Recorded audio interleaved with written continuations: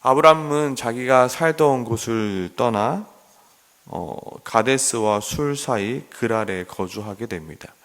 왜 아브람이 자기가 살던 곳을 떠났는지에 대해서 성경은 자세히 이야기하고는 있진 않습니다. 그러나 그가 그 자리를 떠남으로 인하여 지금 아브람은 믿음 없는 행동을 해야만 했습니다.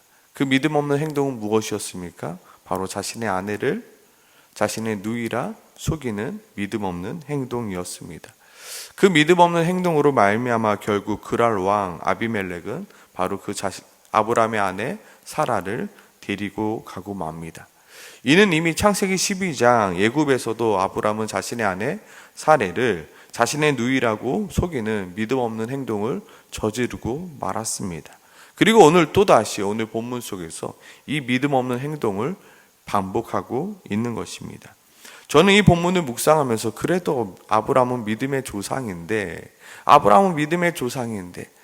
혹시 아브라함이 어차피 자신의 아내 사레를 데려가 봤자 하나님이 아브라함의 아내 사레를 지키시니까 아무 행동하지 않았겠지라는 생각을 했지만 11절에 보면 이렇게 나오고 있죠.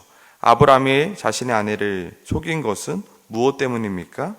이곳에는 하나님을 두려워함이 없나니 내 아내로 말미암아 사람들이 나를 죽일까 생각하였습니다라. 단순했습니다. 아브라함이 왜 자신의 아내를 자신의 누이라 속이게 되었는가? 바로 자신의 두려움 때문이었습니다. 믿음이 없는 그 모습을 행하게 된 것입니다. 분명히 아브라함은 애굽에서 자신의 아내를 누이라고 속임으로 한 차례 망신을 당한 적이 있었습니다. 물론 하나님께서 그때도 아브라함을 선한 길로 인도하사 아무 일도 생기지 않았지만 지금 하나님께서 약속을 주시지 않았습니까? 바로 이 사라를 통하여 내가 너희에게 자손을 주겠다, 자녀를 주겠다. 내가 이맘때 와서 아내가 임신하게 될 것이라는 하나님이 분명히 약속을 주셨음에도 불구하고 아브라함의 이 행동은 너무나도 믿음이 없는 행동이었습니다.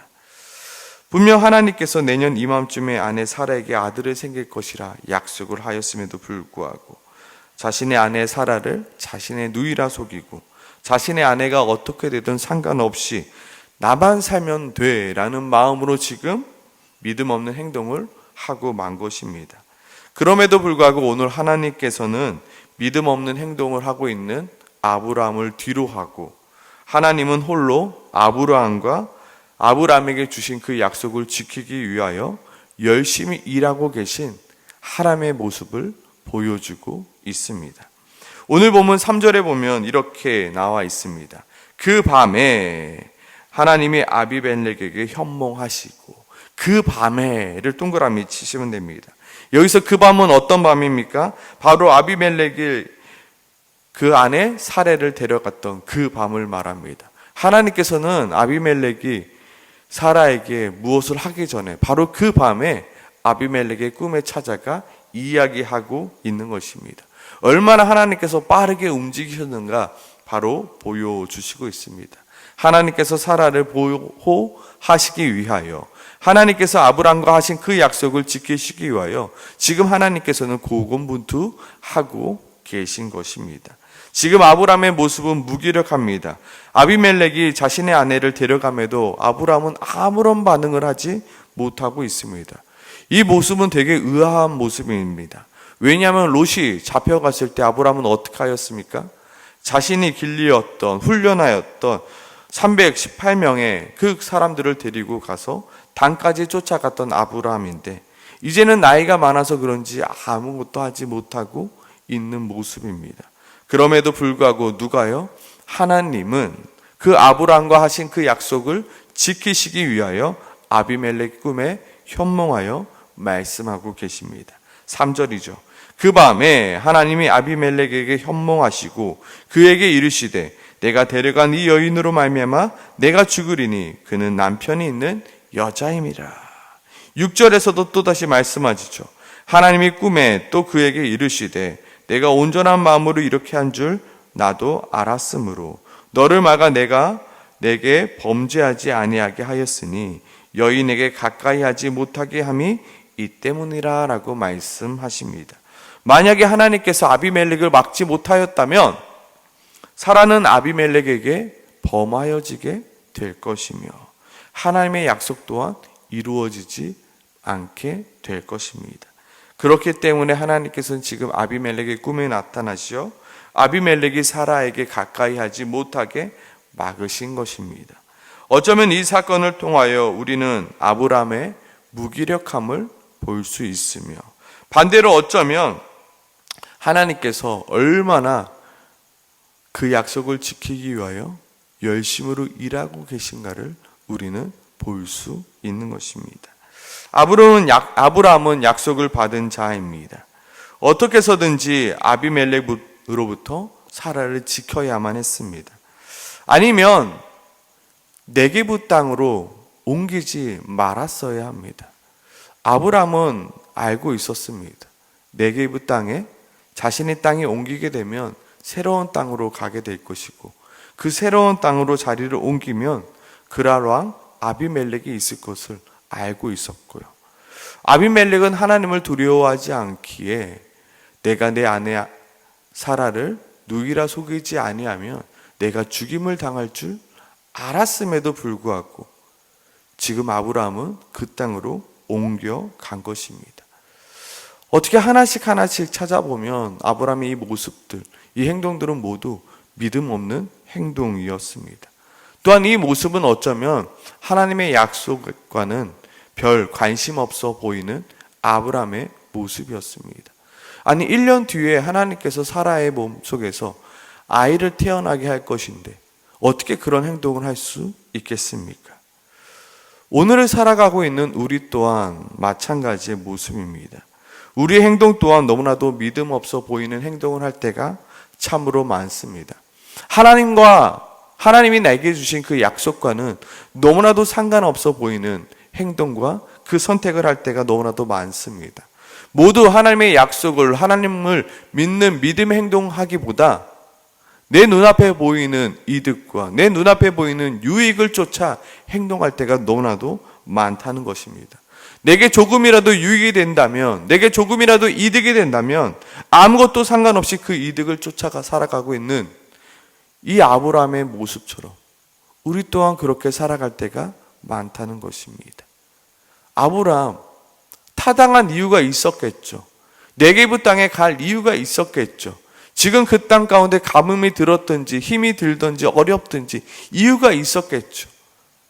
그런데 그 땅으로 옮겨가게 되면 분명히 이러한 일들이 일어날 줄 아브라함은 알았다고요. 그럼에도 불구하고 아브라함은 그 믿음 없는 행동을 하고 말았습니다. 하나님은 우리를 무엇으로 부르셨나요? 왕같은 제사장이요 거룩한 백성이라 불러주셨습니다. 그런데 그 부르심에도 상관없이 그저 내 눈에 좋아 보이는 대로 그것이 죄악된 일인지 알면서도 서슴없이 하고 있는 것이 우리의 모습이라 오늘 성경 우리에게 보여주고 있는 것입니다. 그럼에도 불구하고 하나님은 어떻게 하신다고요? 우리를 구원으로 인도해 주시는 하나님이시라고요. 그럼에도 불구하고 하나님은 우리를 왕같은 제사장이요 거룩한 백성으로 만들어 가시는 것을 포기하지 않는 하나님이시라고요. 만약에 저 같았으면 야, 너 외국에서 똑같은 그 믿음 없는 행동을 지금도 한다고? 내가 너를 얼마나 참아줬다고? 너 벌써 나이가 몇 살인데 이 믿음 없는 행동을 똑같이 하니?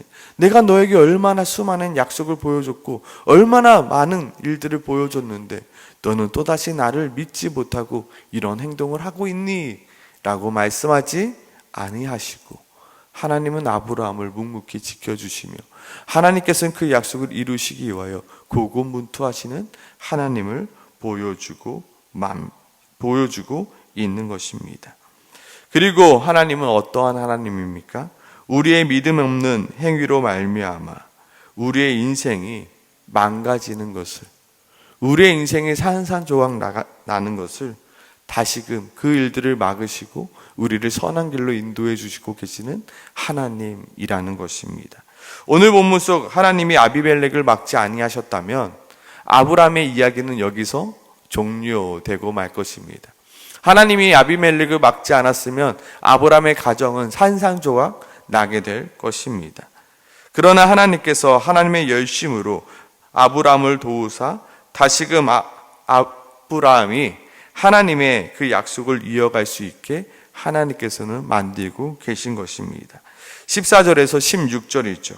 아비멜렉이 양과 소와 종들을 이끌어 아브라함에게 주고 그의 아내 사라도 그에게 돌려보내고 아브라함에게 이르되 내 땅이 내 앞에 있으니 내가 보기에 좋을 대로 거주하라 하고 사라에게 이르되 내가 은 1000개를 내 오라비에게 주어서 그것으로 너와 함께한 여러 사람 앞에서 내 수치를 가리게 하였노니 내 일이 다 해결되었느니라. 아브라함은 한 것이 없습니다. 아브라함이 한 것이라고는 믿음 없는 행동밖에 없었습니다. 그러나 그 아브라함의 그 믿음 없는 행동을 하나님께서는 선한 길로 바꾸어 인도하고 계신 것입니다. 우리는 혹여나 오늘 본문을 묵상하면서 하나님은 아무리 내가 믿음 없는 행동을 해도 결국 선한 길로 바꾸어 주시는구나. 그러니 앞으로 내가 믿음 없는 행동을 해도 괜찮겠네라고 묵상하였다면 그것은 잘못된 묵상이라는 것입니다. 오늘 본문은 우리에게 말씀하고 있습니다. 물론 너희도 아브라함처럼 두려운 상황 가운데 너도 물론 믿음 없는 행동을 너무나도 어리석은 행동을 할 수도 있을 거야. 그러나 내가 아브라함에게 그리했던 것처럼 내가 너를 용서하고 너를 바른 길로 인도할 것이니 너는 지금이라도 바른 길로 돌아오라 말씀하고 있는 것입니다. 우리는 아브라함처럼 믿음 없는 행동을 할 수 있습니다. 우리는 아브라함처럼 믿음 없는 선택을 할 수 있습니다. 우리는 실수할 수 있는 존재들입니다. 그렇기 때문에 하나님이 우리와 함께하고 계신 것이며 그렇기 때문에 하나님이 우리를 인도하고 계신 것입니다. 우리는 언제든지 나락으로 갈 수밖에 없는, 우리는 언제든지 사망으로 갈 수밖에 없는 인생입니다. 그러나 우리가 나락으로 가지 않고 사망으로 가지 않고 있는 이유는 무엇입니까? 하나님께서 지금도 끊임없이 홀로 고군분투하시며 우리를 선한 길로 인도하고 계시고 있기 때문이라는 사실입니다. 우리는 언제나 실수합니다. 우리는 언제나 넘어집니다. 그럼에도 불구하고 우리가 다시 일어설 수 있는 이유는 내가 잘나서가 아니라요. 하나님이 오늘도 나 모르게 일하고 계시는 하나님이시라는 것입니다. 내가 보이지 않는 그 순간에도, 내가 생각하지 않는 그 순간에도 하나님은 여전히 일하고 계신 하나님이심을 보여주고 있는 것입니다. 아비멜렉의 꿈을 찾아가 아비멜렉에게 이야기하고 계시는 하나님처럼 내가 생각지도 못하는 그 방법으로 하나님은 여전히 나를 위하여 인도하고 계시며 일하고 계시는 하나님이시기 때문에 하나님이시라는 것입니다. 지금 내 삶이 선한 곳으로 가고 있는 이유는 무엇입니까? 하나님 때문이라는 것입니다. 지금까지 내 삶이 안전한 이유는 무엇입니까? 하나님 때문이라는 것입니다. 끊임없이 하나님께서 나를 위하여 일하고 계시기 때문에, 끊임없이 나를 도우시고 계시기 때문에 내가 오늘도 안전하게 선한 길로 가고 있다는 것입니다. 오늘 이 새벽에 하나님께 감사하며 하나님 앞에 다시금 내가 주님 앞에 돌아서겠습니다라고 기도하며 나가기 소망합니다. 하나님, 내가 여전히 믿음 없는 선택을 하며 믿음 없는 길로 가고 있습니까? 그래서 내 인생이 꼬이고 꼬일 대로 꼬여 있습니까? 그럴지라도 내 인생을 선한 길로 인도하시는 하나님을 고백합니다. 여전히 망할 수밖에 없는 내 인생을 여전히 붙잡고 계시는 그 하나님을 내가 믿고 내가 다시금 주님의 뜻 가운데 서기 원합니다. 주님, 내가 주님께로 돌아갑니다.